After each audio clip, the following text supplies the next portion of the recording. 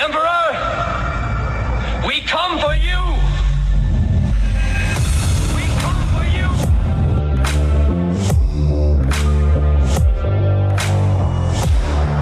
Did IQs just drop sharply while I was away? Long live the fighters!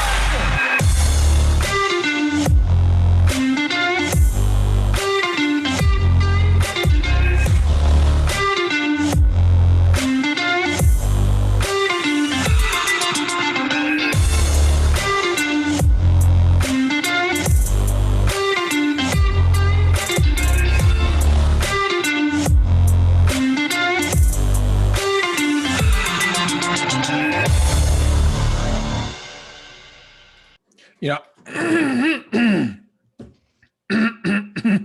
I hate when that happens. Like, I hit the record button and then I have to cough and I can't mute to cough because if I mute, then the sound goes stop out. Sharing your sound. Oh, hold on. Okay. Rich people problems right there. Yes. Yes. My gosh. Oh, All my right. Lord. And we're back. This is just like a, you know, Go on. Finish that statement. it's amazing that people actually listen to us. What people? Right. My bad. I forgot. Our family members and the few people we've bribed Yeah. or Exactly. guilted into feeling like they have to listen to us. Exactly. That's good. Good. But we're back. We are back with another episode of the Fusion Underground. I have no idea what number it is. I really don't. It's what episode? Well, We're in season 3. We're in season 3. Yes, we are. We know this. we at least know that much. And the whole reason why I have no idea what number it is because I skipped one. You fouled it and up early on and you I- can't get back on track. I hosed it all up.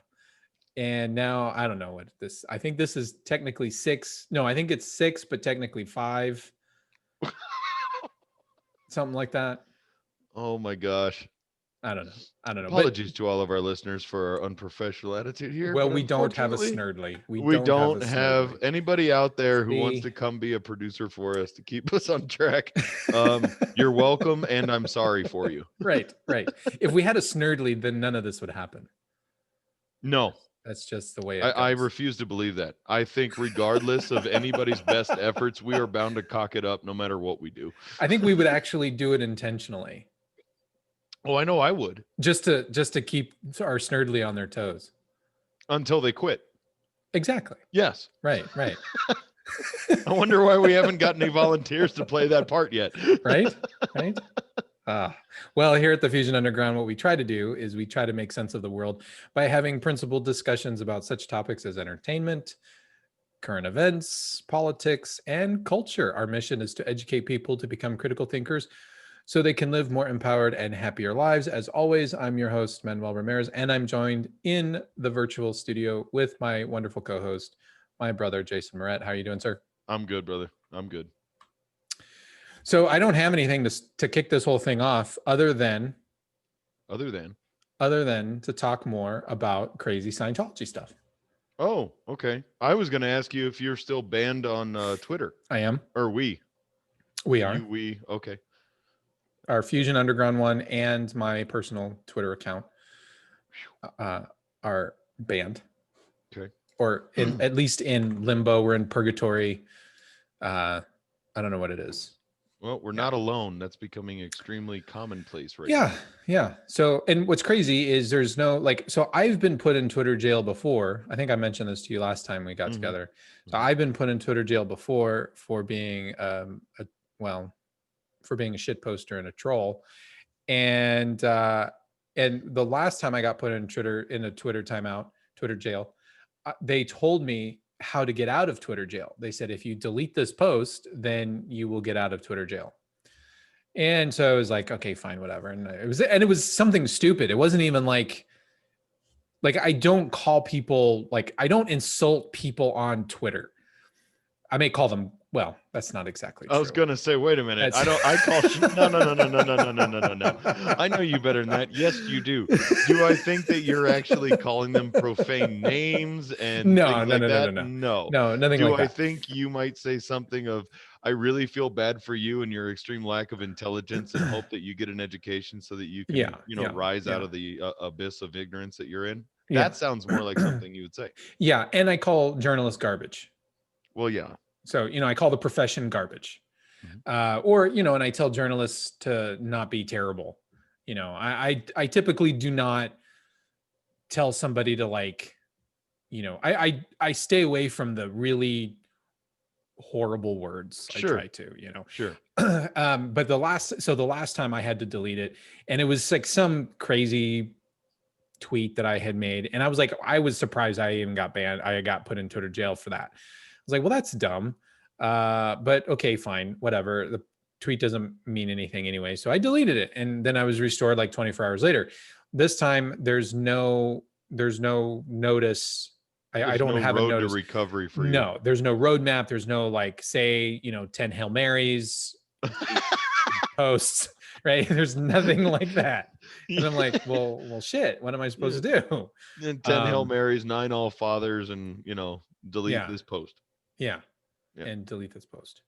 So, but I will say this, and I mentioned this to you earlier this week, just when we were talking, because I haven't been on Twitter as much, and I haven't been on just social media in general that much. I actually feel like I've had a shower, Yeah. because Cleansed yourself of all that garbage. yeah.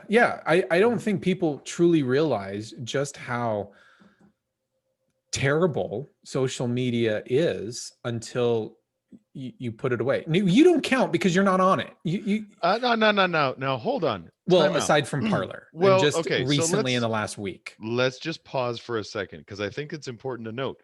You and I had a discussion about social media, whether it was Twitter and Facebook and the like, all of Right. that. And I challenged you with a question of, name me some things that actually brings that's positive influence into your life, because my experience up until that point was it was just a constant showering of negative emotion, negative energy, negative, all of it. It's just all negative. It does nothing but piss you off. Yeah. Why would you do that to yourself? And you, of course, berated me and then, disregarded. And now that you've been forced. I didn't berate you. Yes, you did. No. Even your face is saying, yes, okay. I maybe did, maybe a little bit, but still. No. But you completely disregarded all that. And interestingly enough, now that you're here of no choice of your own, you're going, wow, my life is actually a little bit better for it. And it's amazing. And you're telling me like I'm supposed to go, really? What? Like You must be crazy. It's been what, 2-3 weeks weeks. Yeah, it's been a couple weeks. I don't exactly remember the date that I got banned. But it's been a couple of weeks. And in that time, I finished 2 different books. That tells me you were not only on social media, but you were obsessed with social media. Well, so what I would do to finish 2 books. Well, what I would do in the, like, for example, in the mornings, right? I would get up with my dog. My dog gets me up 5:30 in the morning, like clockwork every day. And so I come downstairs, I make coffee, I feed my dog, I feed my cats, and then I sit on the couch for 2 hours, an hour and a half, or something like that, And I drink my coffee and my dog cuddles up with me and I just sit there. And so in the past, what I would do is I would read social media. And since I couldn't get on Twitter and I don't really care to be on Facebook that much anymore, I just read on my Kindle. And so in the last 2 weeks, I finished 2 books doing that. Wow. Yeah. Well, good for you. Hopefully they were good ones. Well, they're not fiction books, so they're coding and analysis. No. Like, I'm reading this new one. You might actually find this one interesting. I'm reading this new one. I don't know if you can read it here, but it's called The Sacred and the Sacred Profane. and the Profane. Okay. And so the nature of religion. Yeah. Eliade was French, I think. And he was a scholar of things like religion, mythology. So I've been reading a lot of this because I've been working on a book of my own. Mm-hmm. And so this is the second book of Eliade's that I've read in so many months. But this is actually a new one. So not only did I finish 2 books, I actually started a new one. I love how when you're reading a book, how different that is for me. Because when I read a book, you read a book, and, oh, it's cool, and you mark your page when you're done and set it aside and go to bed or whatever. You're telling me you're reading a book and you just happen to show that, and you've got 900 little flags on the side of it. So that you can't just read a book. You've got to go back in and take notes and write out your own dissertation thesis on each point. Well, yeah, because I'm writing a book. Well, I'm writing a book on mythology in and of itself. So yes, a lot of this is, and I have more books that I've read in the last couple of months that are in my closet right now. And they all have stuff like this. But I'm also reading on Kindle. So then I highlight in Kindle and then I go back and I pull notes, and I gotta keep all that stuff straight. And that's cool. That's totally normal.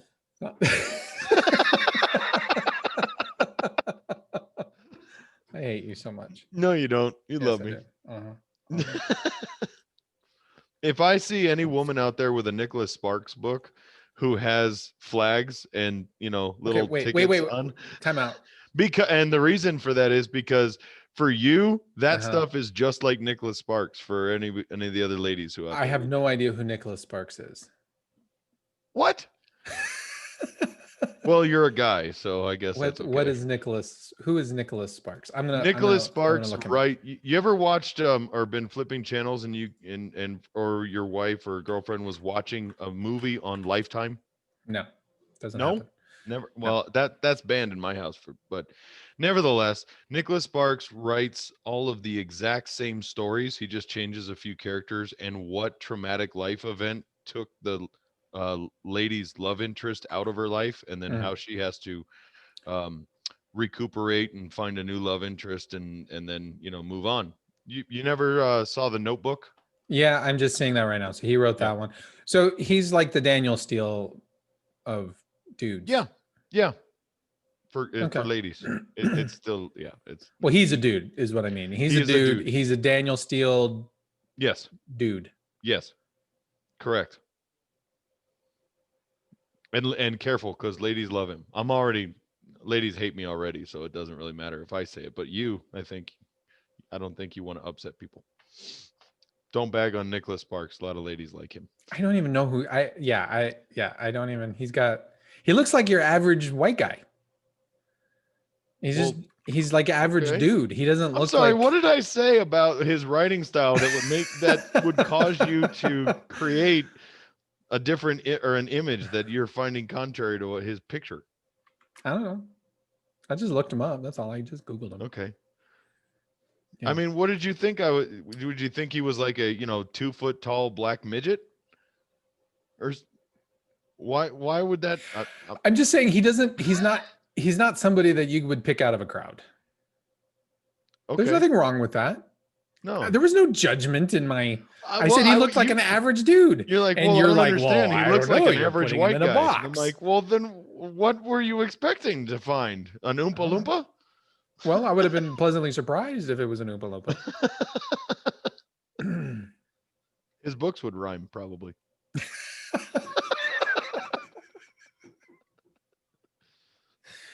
Oh my God. Okay, wait. So, principal discussions. Yes. To educate people, live more happy, empowered lives. Yes.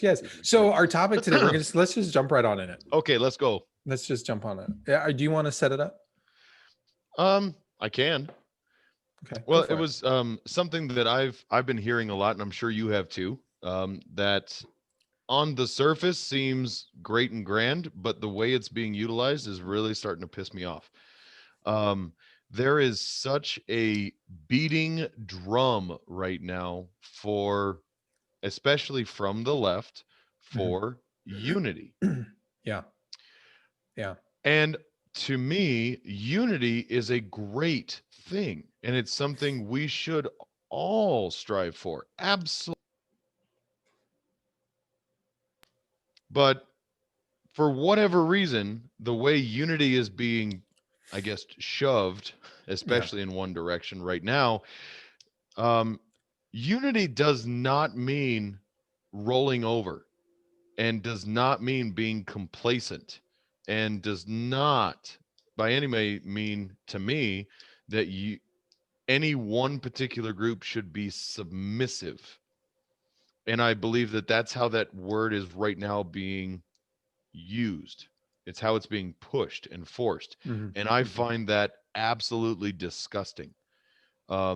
If you want to say that we are all Americans and we need to unify under the banner, which is literally the American flag, and promote Americanism, that's unity. Now, there's division within that idea. Americans and America is, there's differences of opinions. There's different sides of the argument. We have a two-party system. We can agree to an ends, and it's the means on how we get there. I encourage discourse to find the best means to attain that. Yeah. So hearing that we have to promote unity and we are not allowed to engage in any kind of discourse is disgusting to me. I find that morally reprehensible, to use people in that regard. So that's the premise. Yeah. Well, and I think it's a great topic. So let's dive into this when, Okay. because I have some initial thoughts on this whole concept of unity. Now, first of all, notice how it started after Biden wins the election, right? So Biden wins the election, the Democrats come out and say, okay, now Republicans, it's time for us to unify the country and to be united. And my response to that is no. My response to that is no. And I like you, though, I'm not against the concept of unity. Mhm.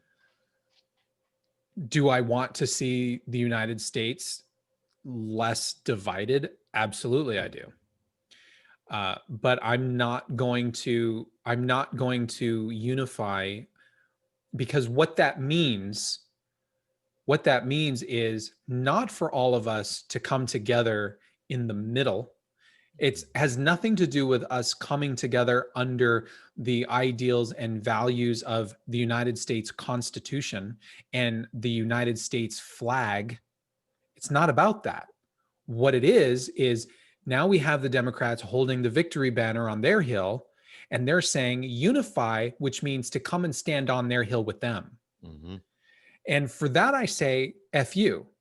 To that, I say, piss off. Why do I say that?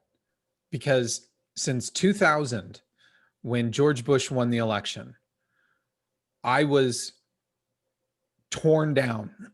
I was treated with such vitriol from the left, people like me, for what I believed in, and for a politician that I supported based on policy. Did I agree with everything George Bush said and did? No, of course not. I certainly was against his heavy-handed spending that he implemented in office. I was very much against that.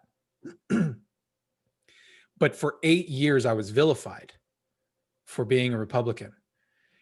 When Obama took office, then they said, if you do not agree with the president in anything, then you're a racist. Correct. And any little criticism, not even of the guy, but of his policies, if you came out and said, no, I don't want you to raise my taxes, you said that because you were a racist. If you came out and said, no, I don't want to have government run healthcare, you were a racist. If you didn't agree with his foreign policy of capitulation and bowing to foreign powers, you were called a racist. And for 8 years, I was treated with vitriol and disrespect by members of the left, even when their own guy was in office. Yes. And then when Bush won, or when Trump won, again, I was treated with vitriolic hatred and called a misogynist and called, a homophobe and called a racist again. And so all of these times I've been vilified by people on the left. And now we have people on the left calling to put people like us in gulags, calling to have us put in re-education camps. And they were just saying this just a few months ago. And now I'm supposed to just put it all behind me and say, you know what? You're absolutely right. I should now come to your side and be united. There was no reaching across the aisle from them. There was none of that. And even though we have said over and over again, it's a big tent on this side. Even though we've said we're not homophobes, we're not against different races, we're not anti-Hispanic, we're not anti-Black, we're none of those types of things, they didn't want to listen to us. And so they didn't want to even have a conversation. But now I'm supposed to cross the aisle, and I'm the one who's supposed to just put my tail between my legs and unify under their banner. No, you've treated me like crap all of these years, for nearly 20 years. And if you want to be unified, then you have to show that you're worthy of unification, as far as I'm concerned. Well, and you're not wrong. We've been, anybody on the right hand of the aisle has been vilified since 2000. You're talking about 10 years of constant beating on from the left, regardless. It's 20. It's since Bush got elected in 2000. 20, excuse me. And then what? So after the election, now you want to unify? No, you don't want to unify. No. It's still the exact same vilification that has been happening for 20 years. And this is why I have made the case. It's a war for power and influence, and it's a complete domination. And unfortunately, I really hate being right about some of this stuff. I really do. But you look at it now, and it is literally like an invasion has happened. The capital has been conquered, and the masses will be round up, and you will either submit or you will be subject to corporal punishment. Yeah. And that's what we've been told. That's what's been happening. The violence will come to you, and it will be justified in the eyes of those who see us not as a unified American public, but as the villains on the opposite side of the battlefront. When Obama was in office, the right was not rioting and burning down their cities. The Tea Partiers were not going into restaurants like Antifa and BLM. The Tea Partiers did not go into restaurants and scream and yell at leftists sitting there having dinner. They didn't do that. We didn't have Tea Partiers blocking freeways. We have members of the left who are blocking freeways, who are disrupting businesses, burning businesses down. You have conservative voices who cannot go onto a college campus. There have been leftists, these leftist student groups, who have kept people like Milo Yiannopoulos and Ben Shapiro from appearing and speaking on their college campuses. And in some cases, Milo Yiannopoulos had to be removed. I think it was from Cal Berkeley, because they were starting to burn down the campus, because they said that he's a racist and misogynist and a homophobe. The guy's gay. He's married to a Black man, and yet they were calling him a racist and all of that. And he was, he speaks hate speech. And these people were rioting to keep him from talking. Nowhere have I ever seen the right rioting to keep a leftist from talking. Well, and I told you that we talked about this last week, and I mentioned it before. When do you ever see people on the right rioting, Right, protesting? We don't do that. right. And I'm sorry whether I believe it was something you said about our actual values, and I'm not going to speak for everybody on the right side of the aisle, but I know as a conservative, part of my values is I value all Americans as Americans. Mhm. And we have that common ground. If this would be something different where people say, oh, we need to unite, and they said, we need to unite as Americans together, I would actually be interested in hearing that argument. But that's not what I'm hearing. There is no reaching across to find the common ground in any of this. It's a freaking constant attack. And I'm sorry, but people, myself included, are getting really tired of that. We had somebody in office who was talking about American greatness. There used to be a time we were proud when we bought something and it said made in the USA. That's what I believe was kind of at the heart of the whole make America great again idea. That's unifying for all people, not just one group or the other group.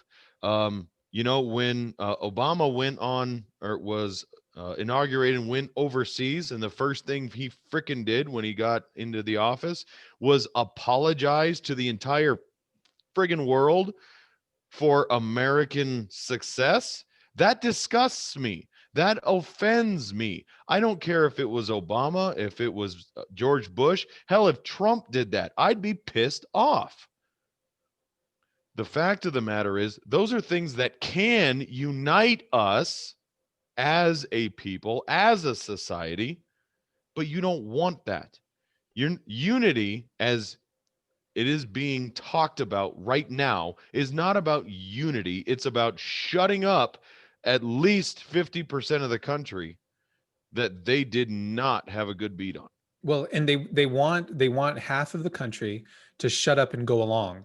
Yes. So what they want is they want to be able to enact all of their policies without any kind of opposition. They No, just want to be able to have free reign. with the cheer and applause of the masses. Right. Because these are the kinds of things that we see all the time in politics.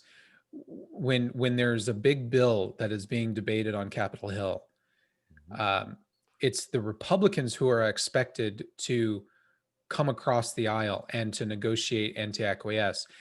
That expectation is never given on the Democrats, that they have to come to the other side, or at least give and take. So there's always that expectation that it has to come from the right. Now, what does all of this mean? What does it mean by saying no to unity? It doesn't mean that I'm going to, lock and load and go riot. It doesn't mean that I'm going to, go on a killing spree. I'm not going to do anything like that. You're not going to do anything like that. No. But what it means is, it means that no, I'm not going to just blindly accept your policies. I'm going to oppose your policies. I'm going to criticize your policies. I'm not going to just get lockstep behind everybody and say, yes, please raise my taxes so that we can all be unified in the country. Yep. Please remove my Second Amendment and come and confiscate all of my guns because you guys called for unity and I want to show how unified I am. That doesn't mean that I get to give up the rights that I have, just as I would never expect anybody else to give up the rights that they have. Right.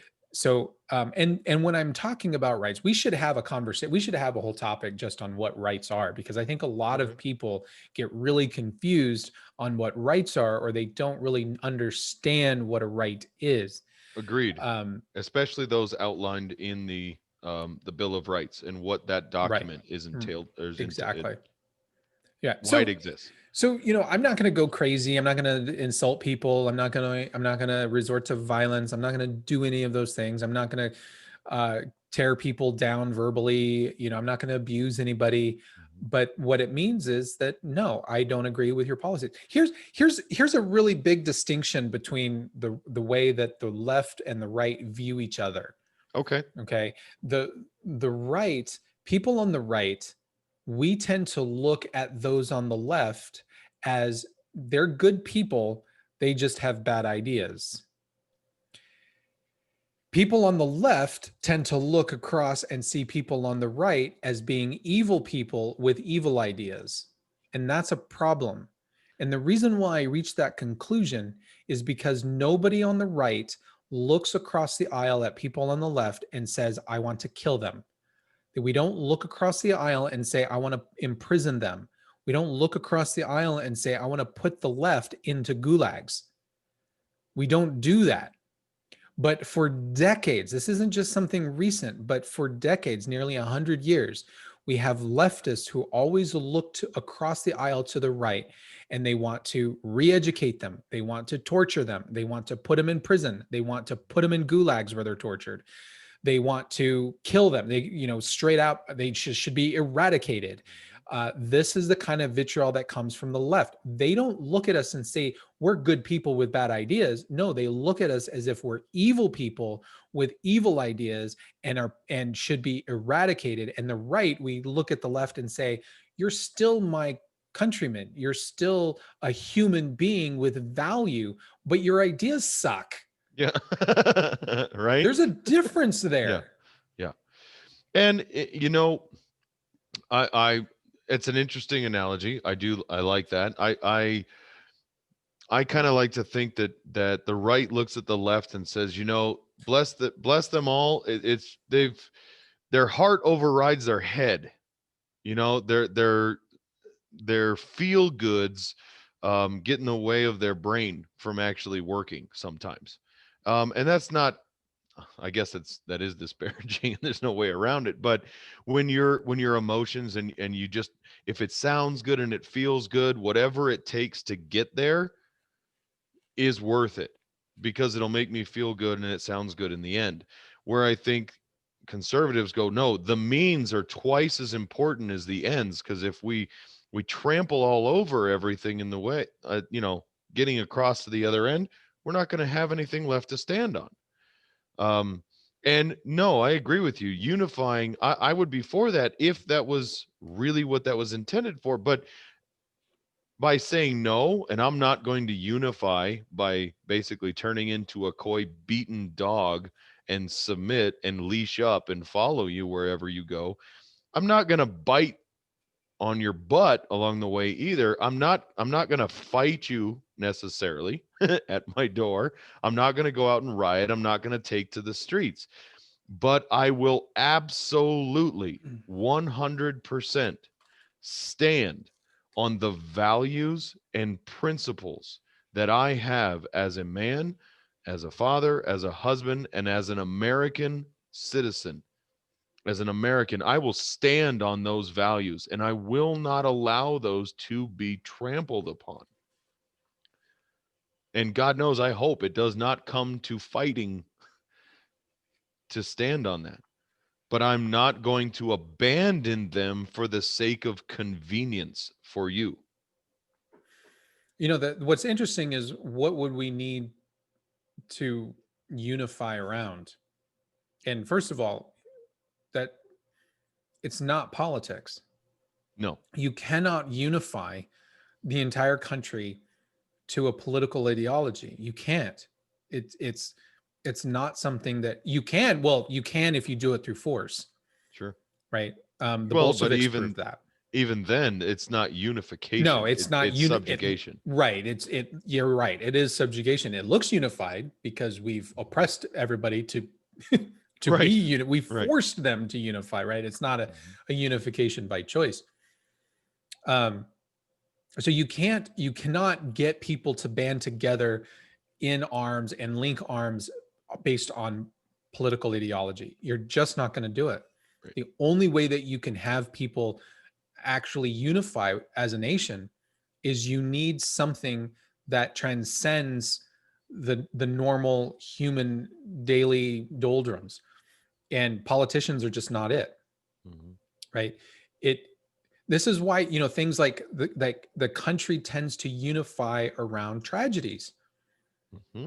Because because the tragedy transcends us as humans. And there's something we can now say, wow, that tragedy is something I care about. Even if the tragedy is the assassination of, let's say, our president, right? Sure. If the president gets assassinated, that tends to unify the nation around, because we're like, well, that was our president, and it was, it was an American who was assassinated. Sadly, I think that if Trump had been assassinated, I don't think the other half of the country would have unified behind that. Well, how can that would be almost impossible to believe when you've got um, literally elected officials in this country who were calling for his death when he got COVID. I mean, for Right. crying out loud.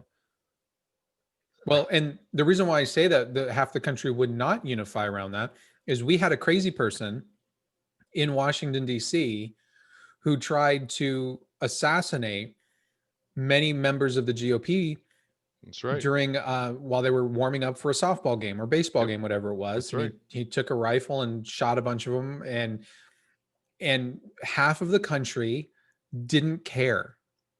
They didn't care. Now, some of those people on that half of the country applauded him. It was disgusting. That's terrible. But half of the country, and if you're a Democrat, you're part of that half of the country. Half of the country was like, yeah, don't care. Think about that for a minute. No. Yeah. Think about how terrible that is. Mhm. I used to always fear that Obama would be assassinated, or at least an assassination attempt. Yeah, I did too. I was terrified for it. Yeah. And I was terrified about Trump being assassinated during his term. I thought that there might have been an attempt, and it would have been terrible had that happened. And it would have been, I think it would be terrible if any of our president, or any member of high office, as much as I cannot stand Nancy Pelosi, I don't want to see her assassinated. No. I want to see her retire, and Yeah. I would applaud if she retired, but she's still my countryman. I don't want to see her be killed in some terrible and violent action. Look at the violence that happened in the massacre that happened in Vegas. Yeah. I mean, now the country unified around that. Unfortunately, I think it was utilized by a handful of people for political gain to try and push Second Amendment crap, which really that pisses me off, and it has nothing to do with my Second Amendment rights or what I believe on that. It has nothing to do with it. How dare you utilize a situation where there is such tragedy and human loss of life to push a political agenda? I don't care what the agenda is. I don't care what. That's absolutely disgusting. And they did it happened before with the shootings in the elementary schools. There are very few things that piss me off like that. Absolutely disgusting to me. Well, this is another reason why I find the idea of unity so ludicrous. Yeah. When there are those things like a shooting, like a mass shooting, the left comes out of the woodwork and they're just salivating to find out that it's a conservative, that it's a person on the right who's done it. And in many cases, the media runs with it, and they're already saying it must be a conservative. It must be one of those crazy NRA people. Yeah. And it 9 times out of 10, it usually turns out that no, it wasn't a conservative. It was actually somebody who was anti-conservative. Now, I'm not saying there are Democrats who are doing it, but they're literally crazy people. Yeah. They're crazy people, and they're writing these manifestos against, not just, the people that they've shot, but against conservative ideology. So they're crazy people. They're literally crazy people. But the left is salivating, thinking that it's a conservative gunman every single time. Yeah. And then when it turns out that it's not a conservative, then they shut up. And what's even more striking is if the shooter turns out to be a diehard liberal. In some cases, there have been where some of these shooters have been a diehard socialist, Marxist, liberal, Democrat. Right. the stories usually drop off out of they the die. media They're gone. instantly. They don't even want to talk about it anymore. Yep. Yep. And of course, there's the moral high ground that always gets taken out of respect for all of the victims. Unless there is something earth-shattering or breaking about the story, we are going to bow out in reporting on this, and out of respect for the family. Well, you didn't have any respect for the family when you were up there marching about trying to get rid of the, AR-15, even though it was a handgun utilized. It doesn't matter. We're going to renew our assault weapons ban. And I'm supposed to swallow 100% that unity for the healing, quote unquote, of our nation is, again, my fault as a conservative. It's my responsibility, Right. because of that. And it's also my duty to lay down and crawl and beg for for your forgiveness at your feet and fall in line. Right. No. If you want to be unified, you have to actually get off your ass and lead. Yeah. And you actually have to show that you are worthy of unification and that you are trying to unify and trying to bring people together. You can't just say, come and be unified now, let's put it all behind us, and say, well, sorry. I mean, that's no different than a husband and wife, and the husband is beating his wife all of the time, and then maybe she calls the cops on him one time and he gets a slap on the wrist and spends the night in jail, and then comes home and says, okay, honey, now I'm ready. Are you ready to unify? Let's put it all behind us now and just start all over. Like nobody believes that that's going to happen. No. Nobody believes that that's going to happen. And you wouldn't want to be considered unified. You wouldn't just forget about it at that point. If you're the wife, you wouldn't just say, sure, honey, I'm just going to forget about the last 20 years that you've been beating me.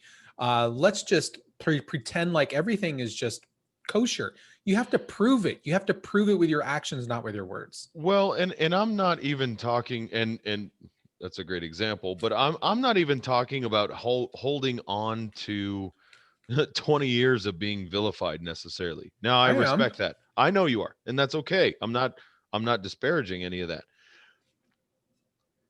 I guess if there was some reason for me to believe that anyone out there who's actually calling for unity believed in what that word really means, they would do something to inspire me to at least meet them halfway, and we can do that. Because I believe our country should be unified. And I think that's why, unfortunately, tragedies and things like that create a common ground for us to unify behind. I mean, look at the 9/11 attack, the terrorist attack. I think the country was probably more unified there in the last 20 years than I've seen ever in my lifetime. Because we had a common bond, not as Republicans or Democrats or conservatives or liberals or any of that. We as a nation, we were all members of the same family, and our house was being attacked. We were being bombed. We as a country and as a people were being threatened, and that gave us something to come together around. Now, I am not saying that we need some sort of disaster or tragedy to heal, but we need someone who actually has the ability to lead and inspire people to want to come together. And that is a two-sided effort that has to come from both sides to come together. And it's not Joe Biden. I'm sorry, that guy couldn't lead a flea circus. So somebody has got to take the bull by the horns, and I don't see Kamala Harris inspiring a whole lot of people either. She would have done that by now. We're not talking about some tragedy befalling the country so that we can rally, because that's just, while the country tends to rally around tragedy, you don't pray for that. You don't want tragedy to come, because that means other human beings are getting hurt, or worse, dying. So certainly do not want any tragedy to befall the country, or even one person in the country, right? But here's the way that you can get unity going forward is, and I'm going to be perfectly honest with Democrats, it's going to take you at least minimum of 4 years. Sure. Because you can't just have 20 years of beating on us and calling us every name in the books and calling for us to be eradicated and calling for us to be thrown in gulags and rioting and burning down cities. You don't get to, after 20 years, just have that all go away in a couple of weeks. You have to earn it. You have to earn that unity. And so how do you do that? Well, you go to Washington now. Now it's your turn. You get to set policy. Right. And you get to show the other side that you're worthy of being followed. And so there are going to be, yes, I understand you're a Democrat, you won election, you want to be able to enact some of your policies. Well, then fight for them, but also recognize that, you know what, it's a give and take. You don't get to have everything that you want. Right. Even give some things to the other side in good faith to show that you're willing to come together. Right. And you have 4 years to show some of that. Right. I'll use one of our senators here, Kyrsten Sinema, as an example. Okay. Kyrsten Sinema, when she was running for election, right, she has a background of being a socialist, of at least being an avowed socialist, and I was very much against her. I haven't gotten to a point where I would vote for her, but I do follow her and I follow what she says. And one of the great things about Kyrsten Sinema that I at least have to have respect for her for is she does not engage in the political sniping. She does not attack her constituents. She does not attack the other side in the country. She stays out of those battles. And she's like, you know what? I'm just going to stay on policy, and I'm going to talk about policy. And there are some situations where she has actually backed policies that I, as a conservative, support. Mm-hmm. And I'm like, well, that's great. Right. Am I going to vote for her in the next election when she's up for re-election? I don't know. But she's surprised me. And I know she has surprised a lot of conservatives around the country because she hasn't gone full-blown crazy leftist. She has stayed, I would say, left of center. Yeah. But she hasn't gone full bore to the left. I really thought she would have. And she has not done that. And I can at least respect that from her. Well, and this is interesting. I remember near the end of Obama's presidency, I said that, one of my biggest concerns about what's going to come forward, and this is when actually when Hillary was talking about throwing her hat in the ring for running for president, is, we have moved what has been considered the middle ground, that middle line, that center line. I felt, at least at the time, so far left that the crazy leftists, so to speak, those crazy people over there, are not seeming so crazy anymore. And I don't think it's because their positions or their policies or their ideas had ever changed.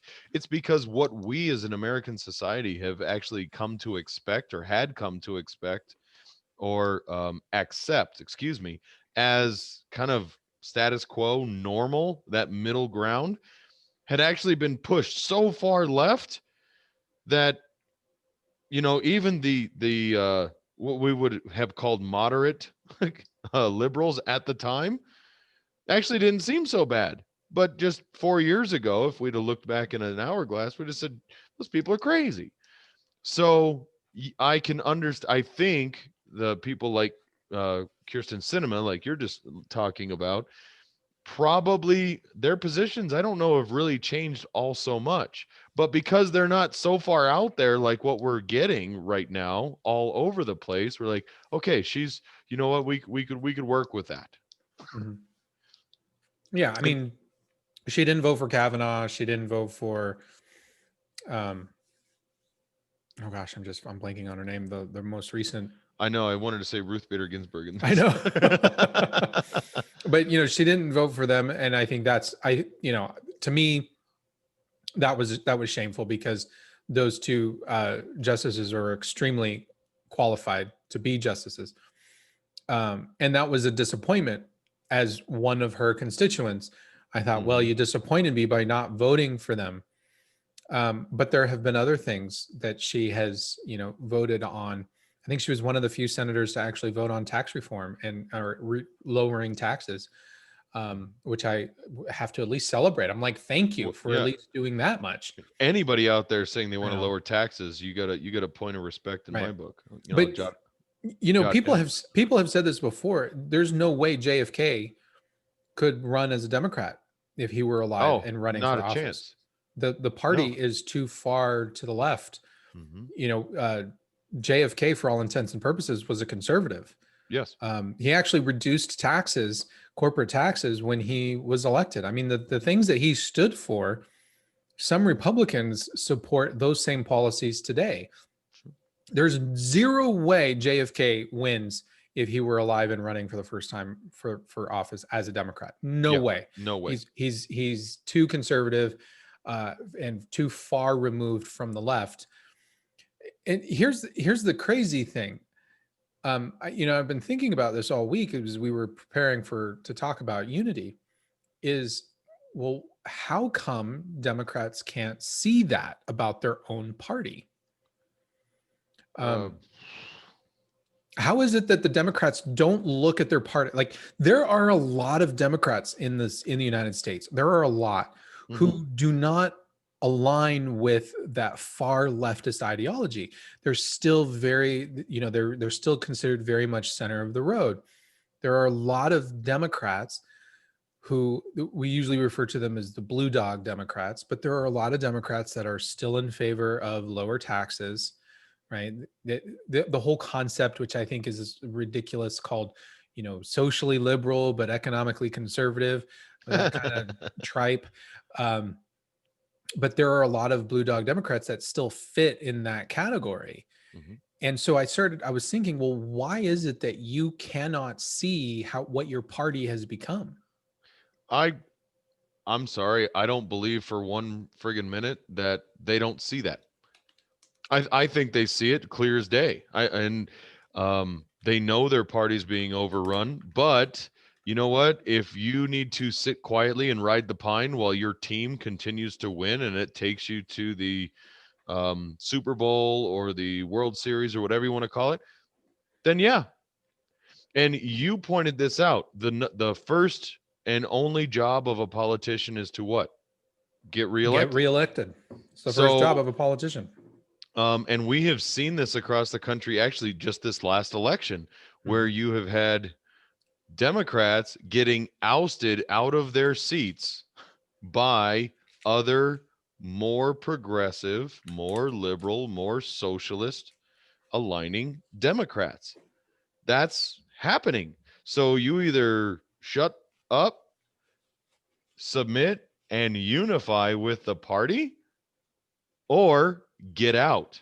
That's the idea. And unfortunately, there's so much momentum behind the progressive left, even though I still think it is a minority group, and I'm a very minority subset of the Democratic Party. But I believe a lot of those people think that that's the youth of this country voting for them, pushing this forward, keeping it going. They're marching in the streets and they're tearing down the opposition. That's the army. So you better placate to that and keep that on your side and keep it going. So I don't believe for one friggin' second that there are the blue dog Democrats sitting there not recognizing the mob that they're a part of. Well, I think they don't recognize it. And the reason why I say that is because accepting the truth, accepting reality when you have a completely different view of reality. In other words, the blue dog Democrats think of themselves as Democrats. And so their worldview of what a Democrat is one thing. If they allow themselves to look at their political party and see that it's changed, then than the reality, the truth of what the party has become, meaning it's become a far left socialist Marxist entity. They have to accept that they now support far leftist socialist Marxist ideology. For humans to accept reality and to accept truth is an extremely painful thing to do. And most people will avoid it at all costs. They refuse to look at it. They refuse to acknowledge it because it is such a cognitive dissonance. How can I put so much of who I am into something only to determine that it's wrong? That is an extremely, extremely painful thing. And it's something that I've been thinking about as I've been watching all of these documentaries and TV shows on cults. It's the same thing. You watch these people and it's like, well, how did you not know you were in a cult? Because it's a slow burn. It took a long time to get from JFK to Joe Biden 2020. Actually, it took a long time for Joe Biden to get to Joe Biden in 2020, right? He was a completely different candidate back in the 70s than he is today. So it took a long time for him to get there, right? I guess I would use the analogy of it took a long time to get from JFK to Kamala Harris. Okay. That's a lot, that little tiny steps and slowly twisting up the heat of change before you don't realize until now, oh my God, my party's a socialist Marxist, right? And the same thing happens when you're in a cult. You join the cult and there are a couple of these little things that I really like and that are really good for me. And look, it's improving my life and I'm really happy and I'm really enjoying this. And then there's something else. And then they want a little bit more from you. And then they want a little bit more and a little bit more. And you're going along. And now you have built up trust of people in the organization. And well, why would somebody that I trust lead me astray? So they must have my best interest at heart. And it can take decades before these people finally realize, oh shit, what have I gotten myself into? And for some people, they go crazy. They literally have a psychotic break and they have such high panic attacks and anxiety attacks, and they go into massive bouts of depression. And there are so many people from cults that eventually commit suicide because they just couldn't handle the cognitive dissonance that sets in. And I think the exact same thing happens in the world of politics, particularly with people on the left right now. I don't think people on the left want to actually open their eyes and see what's going on. Also, because they're afraid. They're afraid of, well, what does it mean to be without being a Democrat? I would have to now, does that mean I have to now become a Republican? Well, they've been taught to fear Republicans. They think Republicans are the Antichrist. They think that Republicans are racist, bigot, homophobes. That's what they think. So if they're not a Democrat, well, I can't be a racist, bigot, homophobe, misogynist over here, right? Or does that make me a racist, bigot, homophobe, misogynist over here if I leave the Democrat? You see how the cognitive dissonance plays so much on your psyche that the best thing to do is just say, I'm not gonna look at it. I'm just not going to acknowledge. Okay, and so I agree with you, but the point of contention I still have is accepting or seeing the truth, understanding the truth, looking around at the rest of your party or Klansmen. I mean, or looking around at the rest of your fellow parishioners or your fellow cult.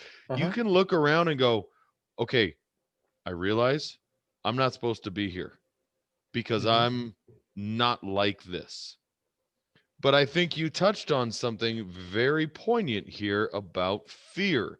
They are afraid. What else are they gonna do? You look at lifelong politicians like Joe Biden, been in for, frankly, a majority of his life. He's been doing nothing else but sitting there on the bench, going along with the rest of the party, going, whatever they say is right, and I vote with them. That's what they've been doing. And now they look around and go, wait, what did they say? That can't be right. Are you saying we're wrong? Oh, no. Yeah, you're good. That's there. Saying that they don't see that, I don't believe that. I think they see it. I think they know it. But what are the options? I mean, you can bow out of the political circle, but that fear of what is still there. That's one. I think the other, I think where, let me clarify, because Okay. maybe they do see it to your point, but they don't accept it. They don't acknowledge it. And there's a difference there, because Oh, cultists do the same thing. They'll see it and they'll turn that blind eye and go, but that can't be. that can't be. That can't be. I can't accept that. That's not what I got involved in this with. Mhm. So that just couldn't have happened. It's so Yeah. crazy that couldn't be the case. Go ahead. Well, and so to that, I think that is possible. I think that that is very possible, that there are blue dog Democrats out there that see it and go, you know what? That's so crazy to even think about. That's just somebody putting weird thoughts in my head. So I'm just going to keep doing what I'm doing and sit down and shut up and keep moving along. But what are the alternatives? Like you said, you can't just go, you know what? I recognize now that I am so far removed from the extreme progressives in the Democratic Party that I think I'm going to switch affiliation and become a Republican. Are you kidding me? They will literally stone you and drag you without the gates. Mhm. uh, because you are the enemy Uh-huh. at that point. You're defecting. That you can't do that. And this is exactly what happens in cults. When Mhm. you're in a cult, you can't leave. You are afraid to leave. If you're a Democrat and you're going to leave the Democrat Party after being a Democrat for 40 years, 30 years, 20 years, whatever, Democrats, you know what they're going to do to you. Mhm. You're going to have other Democrats who shun you, who attack you, who try to cancel you, who try to get your business put out of, closed down. What happens if are you? I am not afraid to stop being a Republican. If somebody better came along, No. that's for me. I have no problem just changing my party affiliation. I don't care. I'm not afraid of any of the Republicans coming after me. No. But if I you're a was Democrat, you are. registered as an independent for years and years and years and years. I think it was finally when I realized it was one of the primaries. I can't even remember which one it was that I wanted to actually vote in the primaries. And I realized, you know what? I tend to vote Republican and I always have. So why not just register as a Republican? That's been the only real reason. Right. If there's a libertarian that comes out that doesn't sound like a crazy person, guess what? Sign me up. I'm going to go that way. If there's a new conservative party started, I'll probably head over there. Me Who too. knows? That does Right. not matter. Party affiliation does not matter to me, and it never has. But you can't leave. You can't leave the left if you're a business owner. Look what And happened to Donald Trump. He right, did not start out as a Republican, he did people. not. He was a Democrat for Right. pretty much most of his life up until Right. Barack Obama. And especially, think about there are a lot of families in the United States, especially. Let me finish that. There are a lot of families in the United States where the families tend to be all Democrat. They've been, grandpa was a Oh, Democrat, yeah. voted for Mhm. JFK, right? Mhm. And now everybody's a Democrat. And you see them a lot in places like Philadelphia, New York, Los Angeles, these families that have stayed in the inner cities. And now there are multiple people. So if one person grows up and says, you know what, I'm no longer a Democrat, I'm going to leave.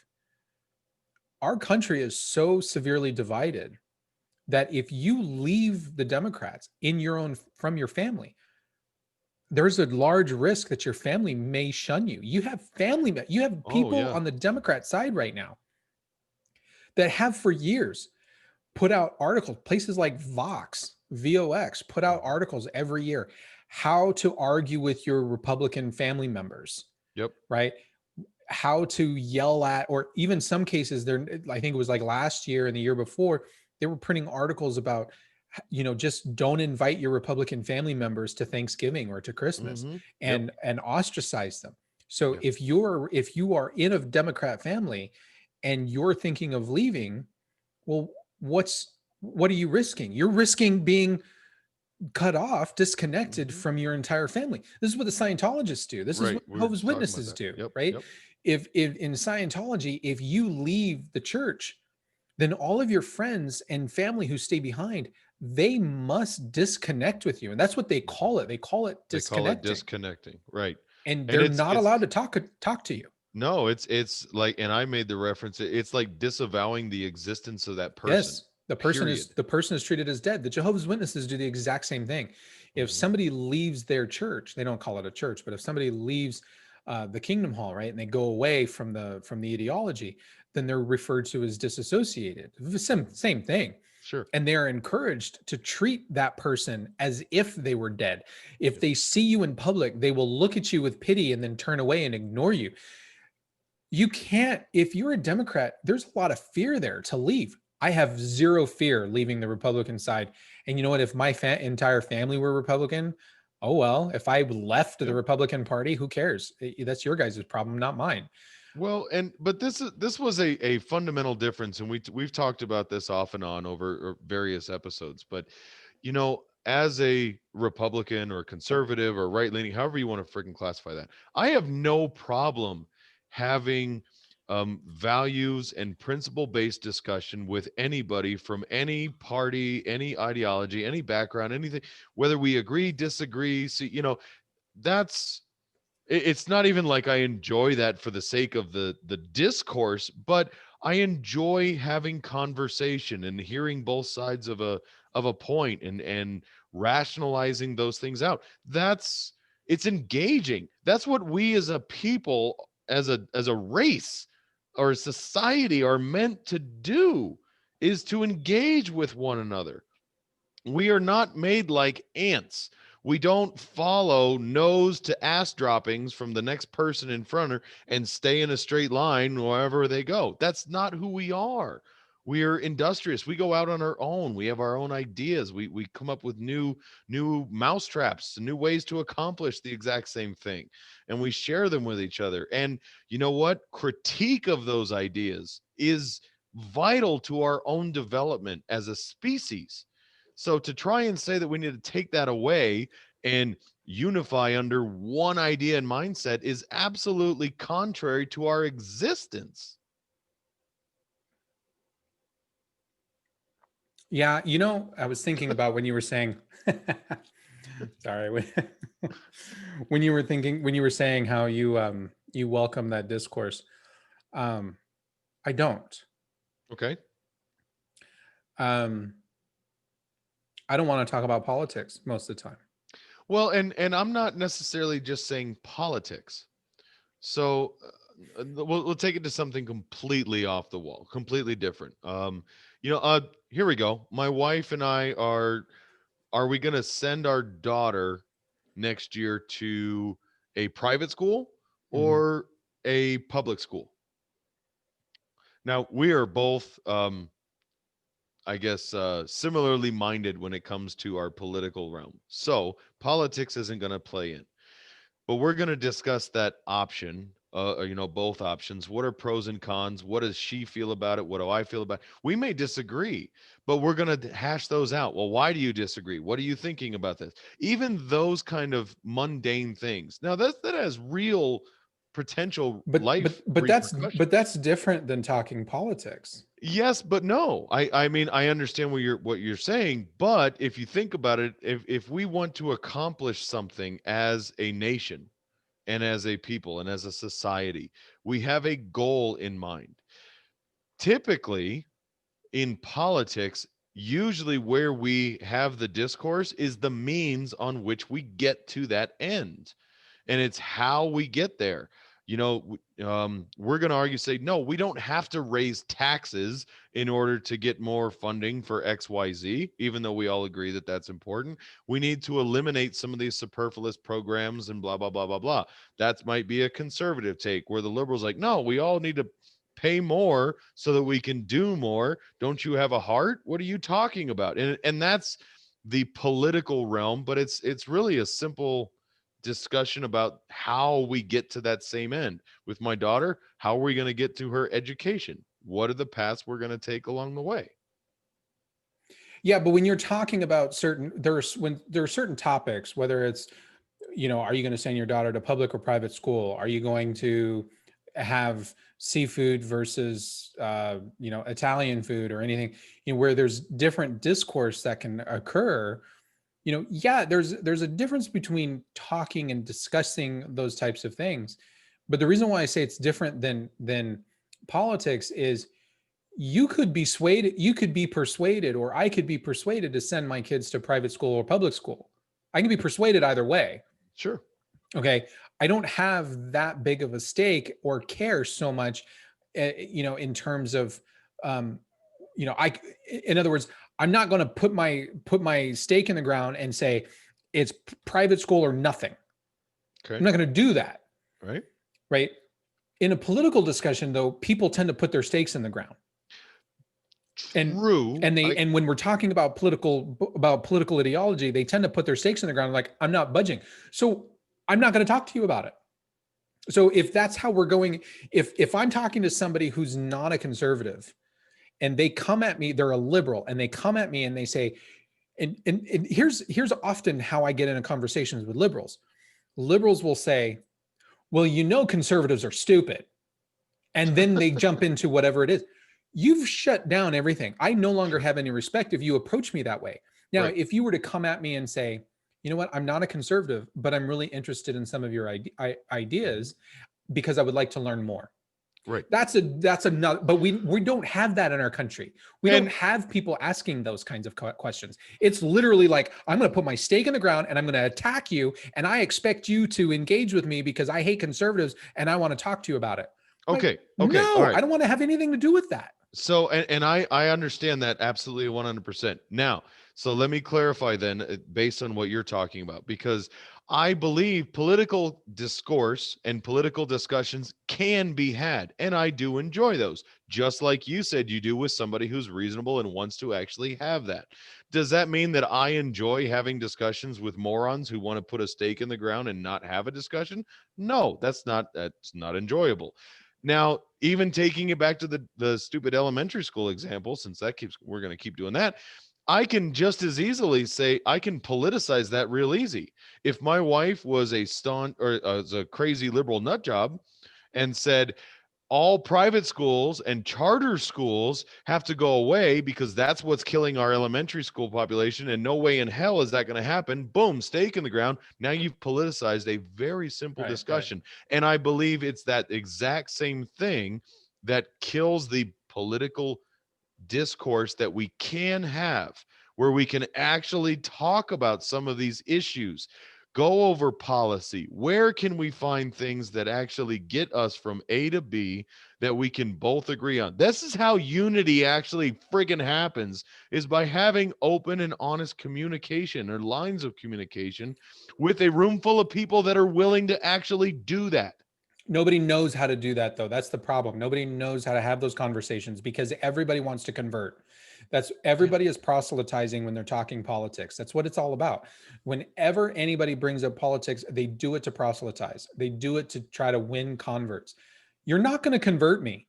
You're not going to convert me. I have read far too many Marxist socialist literature. I've gone and I've read the Communist Manifesto. I've read the works of Karl Marx. I've read those things. I've read about how countries like Venezuela have fallen. I've read about what's happened in Cuba. I've read about what's happened in Bolsheviks. I've watched documentaries and read about the atrocities that happened in North Korea. You know what all those things have in common? They're all based on leftist ideology. Mm-hmm. You're not going to convince me to come to leftist ideology at all. End of story. Now, if somebody's in this country and they say, well, Manuel, I want to have a conversation with you about this, about some kind of policy, then they need to do it from the perspective of, I'm not going to convert you. Mm-hmm. I'm interested in your thoughts, and let's try to see what common grounds we do have. Right. Nobody talks that way. No, but that's exactly, and so we started this whole thing out, and this was exactly the point that I was driving at. What's being said is unify right now equals conversion. And that's Correct. exactly the point. When you hear these people out there going on about we need to unify. No, you're saying we need everyone else to conform and convert. That's not going to happen.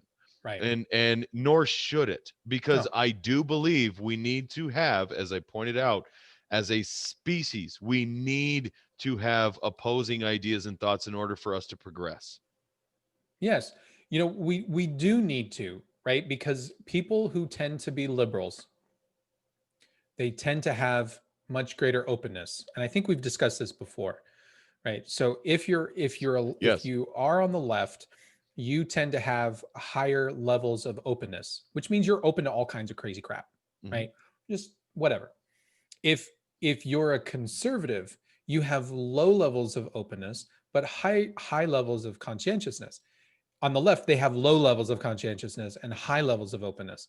You need both sides. You do, because sometimes the leftist is right and sometimes the conservative is right. You need the leftist to have those more, hey, let's just try something out. Hey, let's try. You need that openness characteristic to think outside the box or help you think outside the box. But you also need that conservative ideal and value to make sure that the ship continues to run at optimum Right. capacity and optimum efficiency.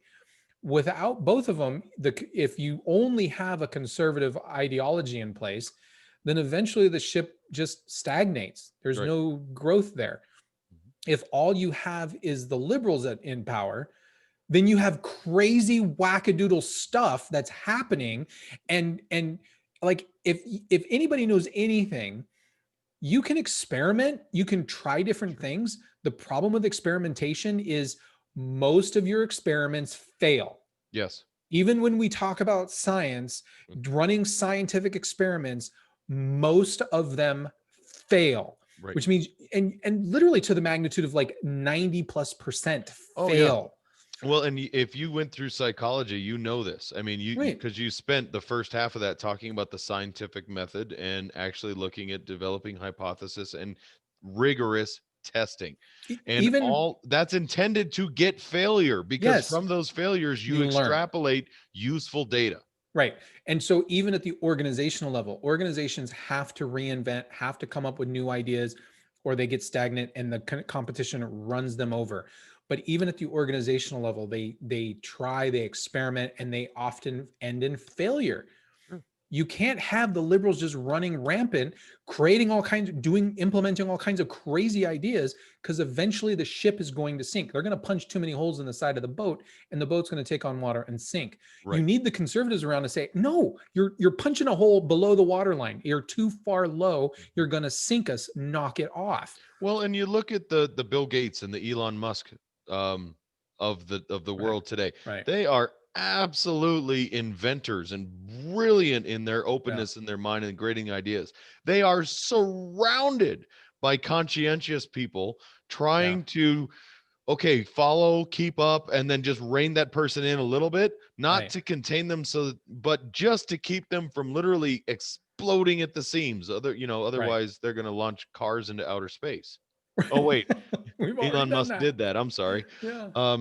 But it's interesting. We talked about, trying to convert all of these quote unquote Republicans. Right. How do you convert somebody who has a low level of openness as a dogma and high levels of conscientiousness? You don't do that. You don't. So we have to appeal to those things to each other. Correct. And start working the outsides towards a middle ground. Right. Right. If that's what you really want. But we all know dang good and well, that's not what you really want. Correct. And the only way to do that is, yes, you might come up with crazy ideas, but you at least have to say, you know what, this is a really crazy idea. Let's give it a shot. Let's see, can we at least try it out? And if it doesn't work, let's try something else. Yep. And the best way to get a crazy idea, people to bite onto it, is to go, I have a really crazy idea. It sounds crazy. Admit it. It sounds absolutely nuts. So here it is. How do you think we could possibly achieve that? Right. and just shut up and sit back and let it happen. Right. Because people are going to start thinking, well, maybe we could try this and try this and try this. And you'll start figuring out where everything's going to possibly line up, or if it's even within the realm of possibility. This is how brainstorming sessions work. Think tanks do this stuff all the time. So you need both sides. You need both dichotomies in order for us as a species to continue to develop. Well, and our form of government was built to allow On this, that right? principle, right? We were built to allow people to come up with crazy ideas, but it's difficult to implement them. It's not impossible to implement them. It's just, it should be difficult. So you come up with a crazy idea, and now you have to go around and do your due diligence and explain it and talk about it, and maybe give some examples or create some models that you can show, and all of that, to try to win a consensus so that your other members of Congress vote on your stupid, crazy idea to try it out. It shouldn't be easy. And this always infuriates me when people say, we have a do nothing Congress. Our Congress doesn't do anything. Good. Good. That's what they're supposed to. That's the idea. Imagine, if you will, if they could just go, hey, I got this crazy idea. That sounds cool. Let's do that. And boom, that implements, or that affects your daily life within 48 hours. Right. Imagine that. It's not a competition to see how much shit you can pass in a given year. No. Right? It's supposed to be difficult.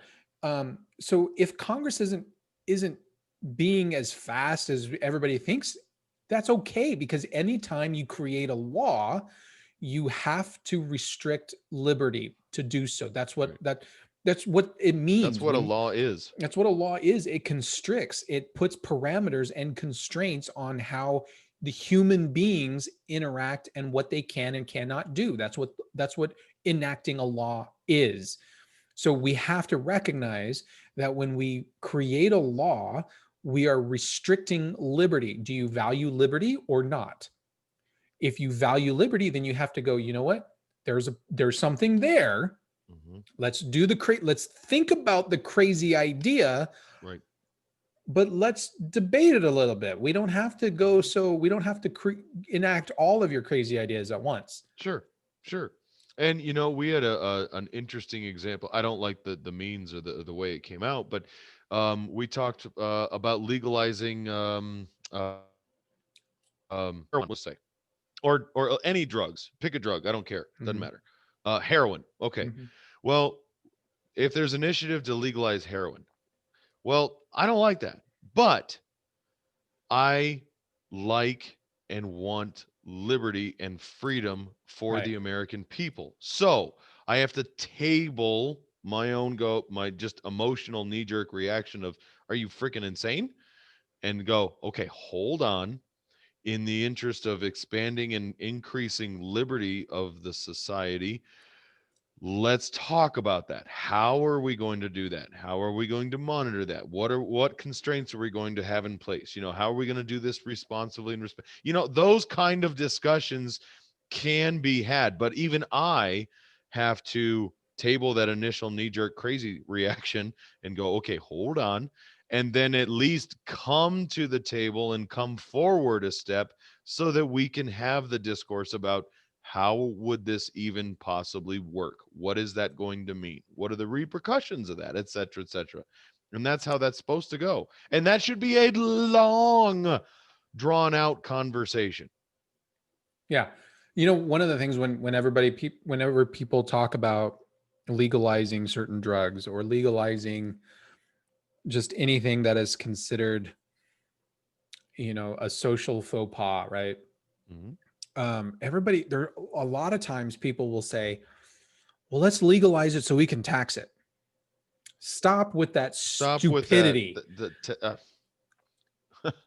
Okay. We did this here in Arizona. We said, well, let's go ahead and legalize marijuana so we can tax the shit out of it. Everybody always says it. Let's just tax the crap out of it. My God, just because, just stop with the wanting to tax everything to death. Right. Why does everything have to be about let's legalize so we can tax it?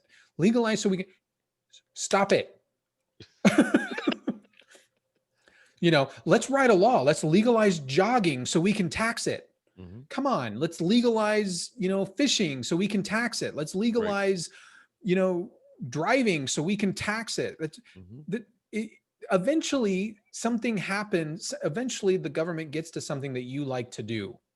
Yeah. So should that be legal so that we can tax it? Right? No. So stop picking on your fellow Americans. Yes, there are fellow Americans out there who like to smoke weed. Great. Whatever Sure. gets you off at night. If you want to do that, fine. But you know what? I also recognize that you're an American, and because I like you as an American, I don't necessarily want you to have a high tax burden, right? So why would I want to wish undue taxation on my fellow Americans? That's what our whole country was founded on, not paying taxes, for crying out loud. Right. That's why we're here. And that's why we're here. Smokers are, I feel bad for smokers. What it costs in terms of a pack of cigarettes, like almost half of that, if not more than half of it, is all taxes. 57% of it, I think, is Is actually it that? taxes. Yeah. That's insane. Yeah, it's crazy. That's insane. But you know what? The government doesn't want you to stop smoking. Oh, no. They just want a justifiable means to be able to gain more money out of you. Sure. And you know what? I don't smoke, but I don't support high taxes on cigarettes either. Right. I'm a pack of cigarettes. The tax on a pack of cigarettes should not cost me any more than the tax on a, vacuum cleaner at Walmart. Sorry, it shouldn't. It's tax is tax. Honestly, I think we shouldn't have to pay sales tax. They're already taxing my income. Why should I have to pay a tax on what I buy too? We need to do a show just on taxation. I know. I'm moving to Montana. Damn it. Yeah, definitely. So there's no way that, and if you think that the government really wants people to stop smoking, shut up. Quit being stupid. You're literally being stupid. Same thing with, like, people say, well, I need to buy a Prius so that I can save the environment, right? You realize that the government doesn't want you to stop buying gasoline. Look what happened in California. They started implementing, people were buying all of these smart cars, or not smart cars, but just, the highly eco-friendly eco-friendly cars, right? And what happened? State revenues plummeted. And so then the state started to enact different laws to increase taxation on people who bought the fuel eco cars. Right. There's a higher tax rate actually on your eco-friendly cars than there are in any other automobiles right now because of that. Because the government needs its cash. Yeah, and if you think for 1 second, I'm sorry, I'm gonna just a 2-second soapbox. If you think for 1 second that Prius did not damage the environment in its production less than some of the other vehicles out there, I got news for you. The gasoline is like amount of what actually affects the environment in a vehicle.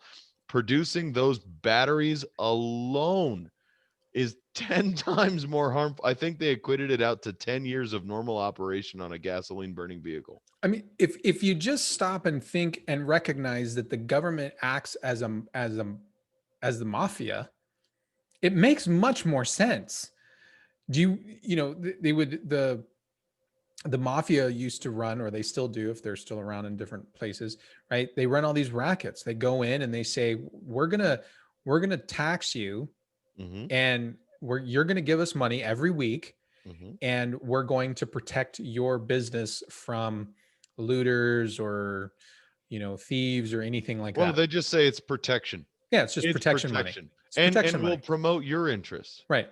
But do you think for a second that if a business owner working with the mafia, if a business owner says, well, I'm going to put in all of these new things into my business, CCTVs and alarms and a gate and everything, so I don't need as much protection anymore because I have all of these security parameters in place.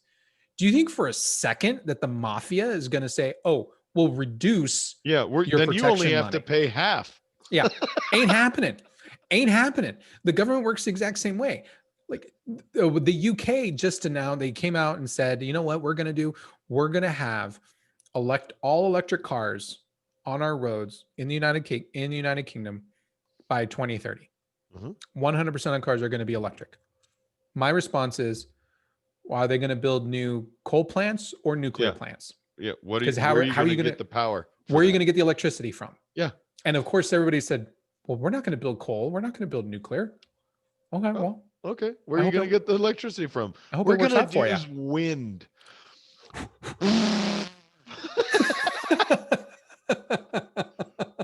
How No, is you're it? not. Explain to me something. Explain Oh to me no. something, Okay, go ahead. because I don't understand this. Okay. How is wind? How are windmills progressive? That shit's been a technology for like 300 years, right? They've been using windmills for freaking ever. It's progressive in scale, size, and scope. As a Don't means they to have windmills in replace Amsterdam? Don't they as a have? means of replacing fossil fuels, that's progressive. Yeah. Not to mention that there not one single windmill in its entire lifetime will produce enough energy to justify the amount of energy used in its production. Yeah. Could you imagine if we revamped our Navy, got rid of the nuclear and coal ships, and And went went back to back to sail? sails.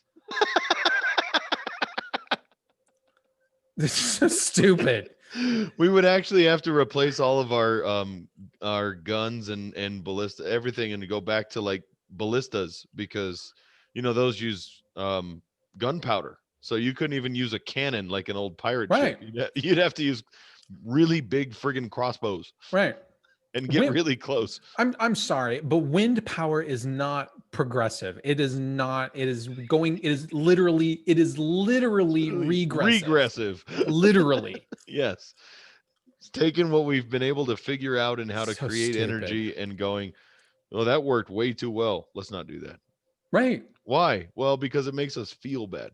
Why? We don't know. We'll get back We to don't you on know. that. Yeah. Right. All right. Sounds like a good plan. Everybody do it. Yeah. Sounds like Well, a lot like Scientology to me. If everybody does it, it can't be wrong. Right. Right. Right. I have to. So I have to talk about this. Uh-oh. Okay. Today I watched a documentary called Going Clear. Have you heard of it? Actually won a couple of Going awards. Clear? Going Clear. That sounds like a Scientology thing. It's about Scientology, and they Well, brought in darn. all these different people, and we're talking about you know, the craziness that happens in Scientology. What's that? Wasn't Clear the name of that? No, that wasn't a Justin Timberlake. There was some drug in a movie that, you took it and it was clear. I think was it Reese Witherspoon was in that? I don't know, but it made all your senses and everything all run all super high, and they called it Clear. It looked like a little I have no idea what clear you're talking tab. about. Okay, I'll have to find out on that. But that's just funny. When you said Going Clear, it makes it Yeah. sound like everybody's going to see their heroin dealer for their dose of Clear. Well, they're trying to get high on Scientology. They're trying to, yeah. So I mean, There it's you go. a very similar thing, Okay. But last week we talked about cults, and we talked a little bit about Scientology, and today I was watching that, and I was like, oh, we need to talk about cults again. We left so much on the table with cults, and talking about like Scientology and all this kind of Xenu, the Galactic Warrior. Do you know about that? Do you know about Xenu, the Galactic Warrior? For those of you who do not know about Xenu, the Galactic Warrior, this happens when you get, I'm a little fearful because I'm fearing that like I'm going to have PIs, private investigators across the street watching my house and rummaging through my trash, because that's what Scientology does. They put private investigators on. They pay their private investigators like $10,000 a week. Yeah. To watch people. To watch and dig up dirt on people. Yeah. And how do I get that job? This is now twice we've talked about it in 2 consecutive weeks. You might be right. Maybe you will. Right. I know. They're going to be watching us. We do need to do another one on cults, because I think we spent a little time talking about cults and a lot of time talking about Scientology. But anyway. No, we spend a lot of time talking about psychiatry because therapy because of you. Because I equated therapy to a racket. And well, you would fit right in with the Scientologists, because they don't like psychiatry and everything like that. Well, no, because people would be getting help elsewhere besides Scientology, so they're not getting clarity from the church. Anyway, go ahead, please. I'm very interested. So, for those who do not know, when you hit OT3, operating Thetan level 3, which there are 8 OT levels, OT 1 through 8, right? When you hit OT3, that's when the shit hits the fan, because that's when it goes from, it stops being about self-help and self-improvement and becomes a science fiction television show with Xenu the Galactic Warrior flying people from another planet to Earth on DC-10s, putting them in volcanoes, and then atom bombing them to death. I did not make any of that up. I'm literally telling you what Scientology believes at OT3. And your body, basically, when you're born, you get these thetans, because the people, their spirits were released after the atom bombings, and there are bajillions of these thetans, these spirits on Earth. And so when we're born, the thetans like just attach to us. You could have thousands of them, right? And so you have to go through all of these OT levels and everything. You have to do the bridge so that you can rid yourself of all of these thetans that are, infesting your body like parasites, like some kind of psychological parasite. Space parasite. Space parasite. Right. I have no idea where I was going with all of that. You were talking about Going Clear. Yeah, I know. And the documentary. And well, I think just because, talking about Scientology and everything, I started thinking, well, while I was watching the documentary, and I thought, well, if we end up talking more about Scientology and we talk more about cults, they're probably going to come and like watch us and like spy on us. Well, hey, maybe we'll get a couple more subscribers to our YouTube channel.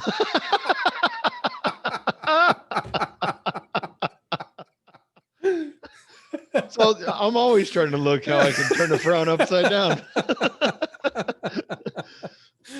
That's fantastic, right? Yeah. Maybe they can come over for Thanksgiving.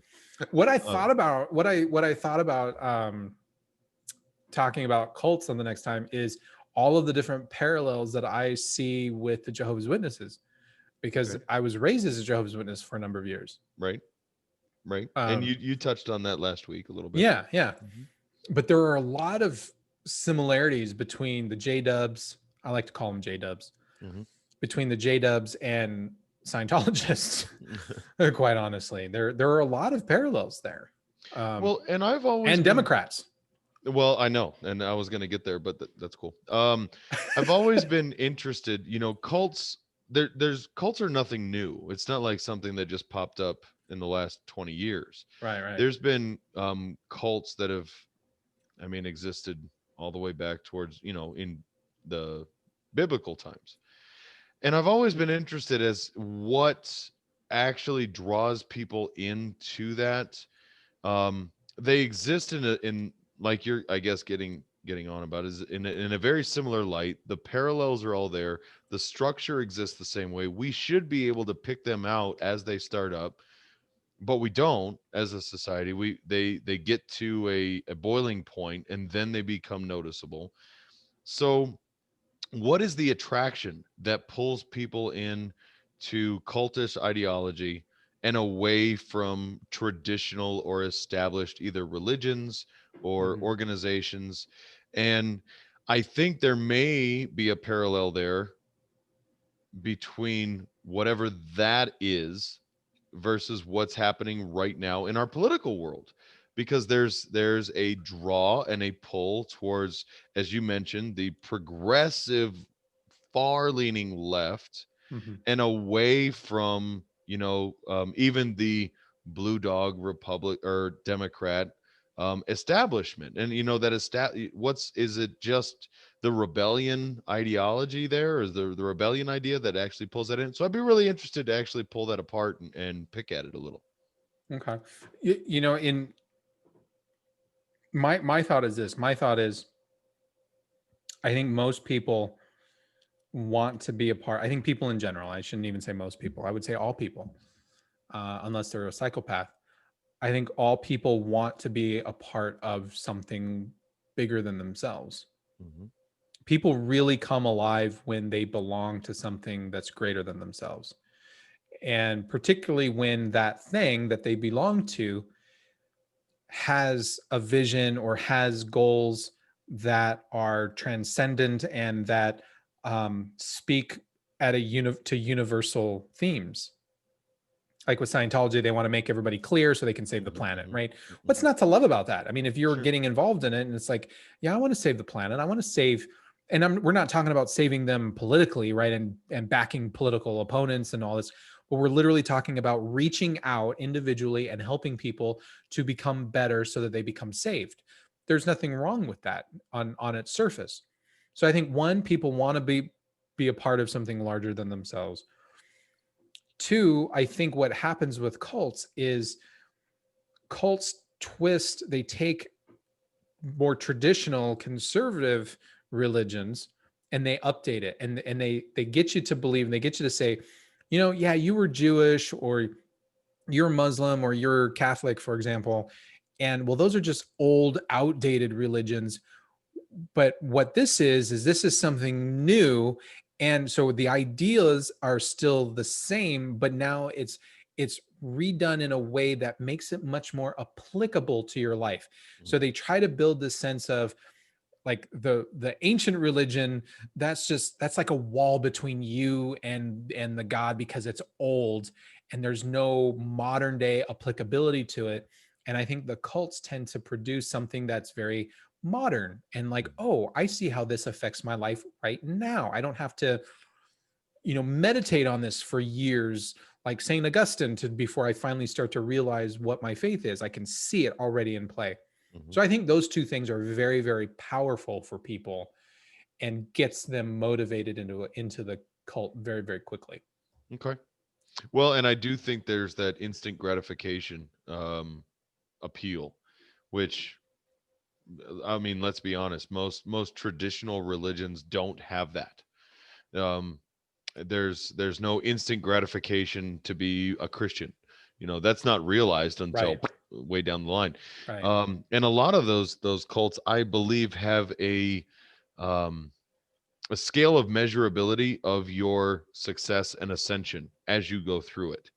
Yes. And I actually was making a point not long ago about I think that's where a lot of the appeal, and unfortunately some of the parallels between social media and like Facebook, just say, I'm not saying Facebook's a cult, but what I Oh, it am is. saying is a lot of that draw is, look how many, I'm not just me on here, and it's not just me about talking to my mom and brother and sister and a couple friends.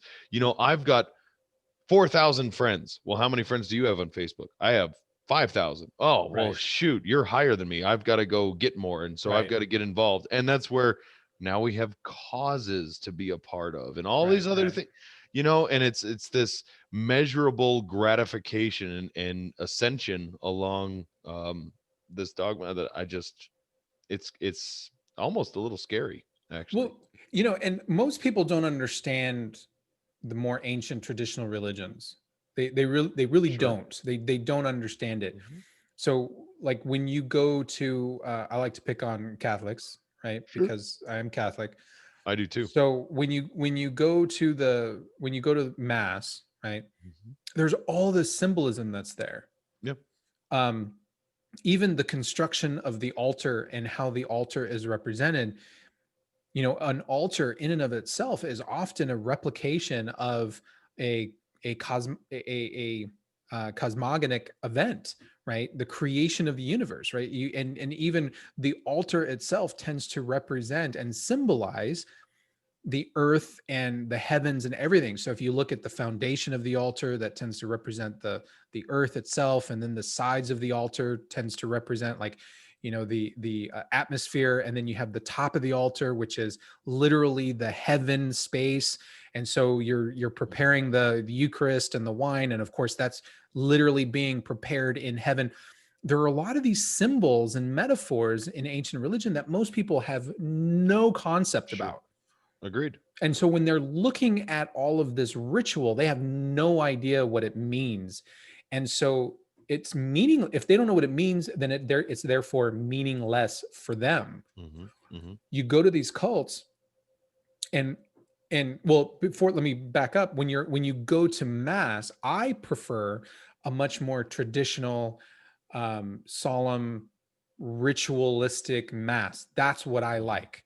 Mhm. There are some youth masses that are, they throw all that out the window, and it's literally kumbaya singing and dancing, and people are like, and hugging each other, and people are crying, and and there are a lot of people, because I think they're so ignorant of their own religion that they get caught up in that emotion, that they don't understand the meaning and the value of all of the metaphor and ritual. And so they see all of this craziness that's happening, and they think, well, this is fun. Yeah. Right. And cults bring that. Cults Sure. make their get-togethers fun and engaging, and it's like, look at us, we're all having fun, and I love you and you love me, and it's wonderful, and I get to talk and be a part of it, and I get to interact with people, and it's now become a social event. Right. And so they're not selling any of the value, they're not selling the ritual and the meaning and the depth behind it. That's what traditional religion is selling, and I think that's what should be sold. What they're selling is they're selling all this fakeness, they're selling all of this window dressing. Yeah. It's like selling a cake, but you only get a big glob of icing, you don't get the actual cake. Well, and that's it. That's, I guess, a part of why I was actually equating it to the drug, because that's what it is. That's what it is. It's almost an addiction where you've got to have it, and it's partly the idea. You get them hooked on something they cannot live without. Right. Like as a Catholic, you can, well, if you go to a cult and there's all of this, activity and kumbaya and everything like that, most people leave and they feel very invigorated and very refreshed. And that's, that's now the cult has given them something, has improved their lives. If you go to a Catholic mass, you have to work to get to that state when you leave, which means you have to put in the effort while you're there. You have to literally work to do that. And going to Catholic mass is much more about prayer and meditation and self-reflection. And if you don't do that, if you're sitting there, if you're not a Catholic and or even if you are a Catholic, but you know nothing about your religion, then you're going to sit in the pew and you're going to be like, I don't get it. I don't understand what I'm supposed to be doing. I'm just sitting here or stand up, sit down, kneel, stand up, sit down, kneel. And I don't really know what we're doing other than getting a workout. Right. And so you leave and you're like, well, what did we accomplish? I don't know what that meant. Yeah. But it's not all hidden when you go to a cult. It's all out in the open. It's like, hoorah. We just left mass. What do we do with the rest of our day, Daddy? What do you mean rest of our day? That was the whole day. We just lost the whole thing. Are you kidding? Man, Catholics want to be in and out. 40 minutes? Good. Really? 30 minutes is even better. Oh yeah. I've been to masses where it's like 30 minutes in and out and you're like, that was fantastic. Bravo to that priest. Let's come back. I like that guy. When is he up next? If the mass is dragging on to like 50 minutes, it's like, all right, we got to speed this up and get out of here, which is crazy because the J-dubs is a minimum of 2 hours. Yeah. Yeah. And most J-dubs go like 2 or 3 times a week to the Kingdom Hall. F that. No. Well, I was raised Lutheran, which is just 10 degrees off a Catholic. I think we gave up confession, but otherwise everything's the same.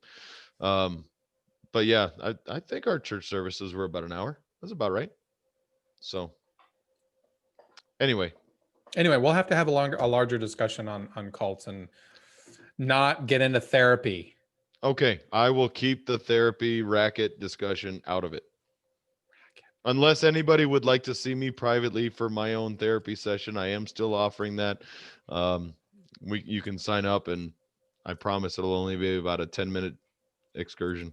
So we gotta have two. There's two episodes. So upcoming, at the end of the episodes, at least on television, right? They would always say coming up next. Oh yeah, coming up in the next, later on in the season. Next week. Right? We'll be discussing. Yeah. So I want to do one on cult, another like part 2 on cults. But I also want to do another show where we literally just talk about evil. The evil things that people do. Not so much the activities, but like why people are evil and what constitutes an evil act versus not an evil act, that kind of stuff. Oof. Okay. All right.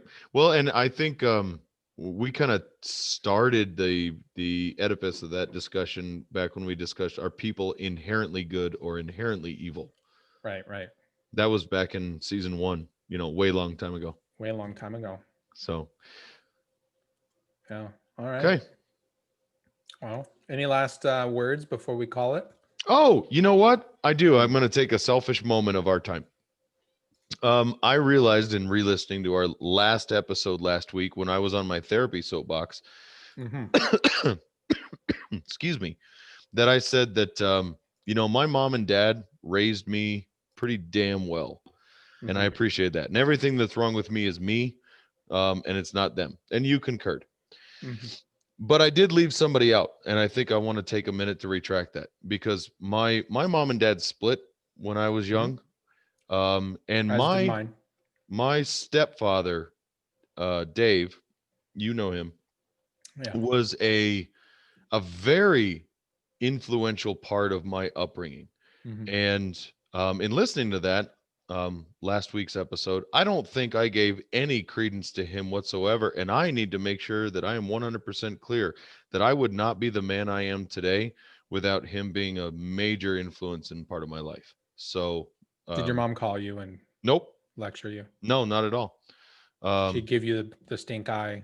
No, I didn't hear Okay. anything about it. That was just All right. an honest thought. I said, you know what? I need to bring that up because I mean, because it'd be good. Bravo for her if she had.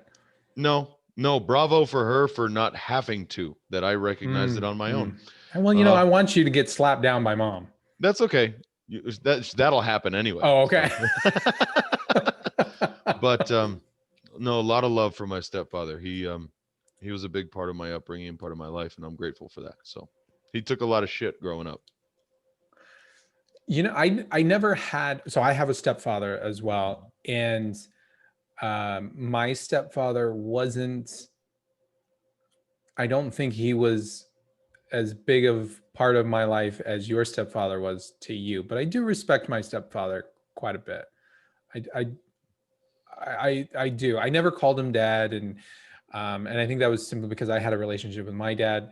I think as I got older, I started to realize that I could have called him something, and not just by his first name. But I do love him and I do respect him a lot. Mm-hmm.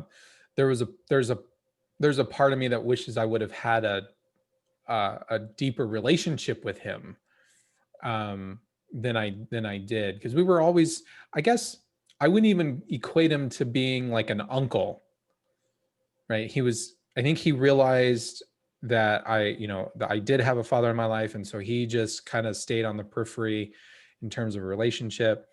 But because of that, I do respect him for staying in that, just basically saying, I'm not going to do anything. I'm not going to enforce my views upon you or anything like that. I mean, that probably had to take a lot of restraint on his part. Yes. And exact same situation for my stepfather, really. Because I did have that relationship, and he respected that, never, ever wanted to or tried to take away from that. And on a positive note, I think that allowed Dave and I to have a different kind of relationship, not bound by those, I guess, constraints. So, yeah. Yeah. All right. Well, good talk. All right. Good talk. All right. Well, as always, you can get all of our audio feeds and everything off of fusionunderground.net. We post all of these, including the audio feeds get updated every time we post our podcast out there. You can actually just go to the website and watch our latest episodes. So all of the episodes are there, whether you want to just listen to them or you want to watch them. We do have a YouTube channel, so you can find us there, Fusion Underground. We're on Parler. Yep. What's the handle on Parler? At FU Brothers. At FU Brothers. Okay, so same thing as on Twitter. I kept it. Yep. So we are sort of on Twitter, but we're in Twitter jail right now. So at FU Brothers, and on Facebook at Facebook.com/Fusion AZ Fusion Underground. I always forget the AZ part. Well, don't do that. Yeah, I know. All right. So, all righty. So thanks for listening. And for Jason Moret, I'm Manuel Ramirez. You've been listening to the Fusion Underground. Peace out, everybody. Have a good night.